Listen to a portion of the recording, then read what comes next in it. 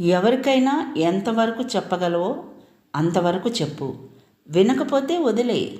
దెబ్బ తగిలితేనే కదా నొప్పి విలువ తెలిసేది. చెప్పేవాళ్ళు లేక చెడిపోవడం దురదృష్టం. చెప్పేవాళ్ళు ఉండి కూడా చెడిపోవడం మూర్ఖత్వం. జవాబు దొరకదని తెలిసి కూడా ప్రశ్న వేయడం తప్పు. జవాబు ఇవ్వకూడదు అనుకున్న వారికి నువ్వు వేసిన ప్రశ్న కూడా పెద్ద తప్పే. బానిసత్వానికి అలవాటు పడ్డవాడు తన బలాన్ని ఎప్పుడు గుర్తించలేడు. ఏది దానంతట అది నీ దగ్గరకు రాదు.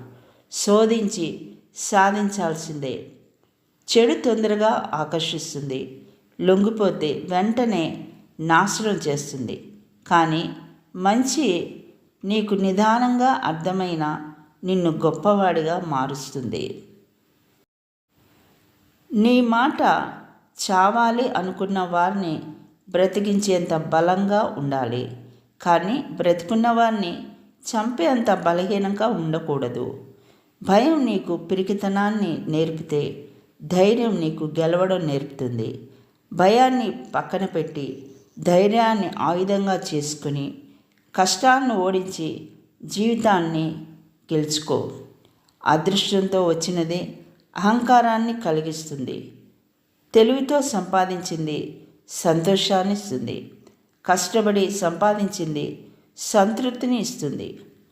పని పూర్తి చేయాలన్న తపన నీకు లేనప్పుడు ఎవరు నీకు సహాయం చేయలేరు. ఎలాగైనా పని పూర్తి చేయాలని కంకణం కట్టుకుని ఉంటే నిన్ను ఎవరూ ఆపలేరు.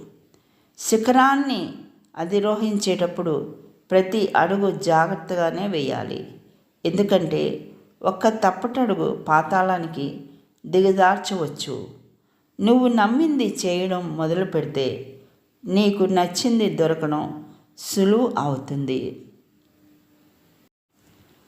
ఆడంబరాలను చూసి మనుషులను అంచనా వేయకండి.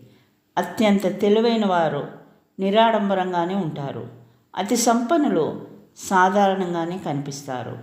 ఎంత ఓపికగా ఉంటామో అంత అగ్రస్థానం, ఎంత దూరంగా ఉంటామో అంత గౌరవం, ఎంత తక్కువగా ప్రేమ చూపిస్తామో అంత మనశ్శాంతి, ఎంత తక్కువ ఆశపడతామో అంత ప్రశాంతత, ఎంత తక్కువగా మాట్లాడతామో అంత విలువ. ఇదే జీవితం యొక్క రహస్యం. ఎవరి జీవితం వాళ్ళకు గొప్పదే. ఎవరి ఆశలు వారికి పెద్దవే. ఎవరిని తక్కువ చేసి మాట్లాడకు. కించపరిచేలా ప్రవర్తించకు.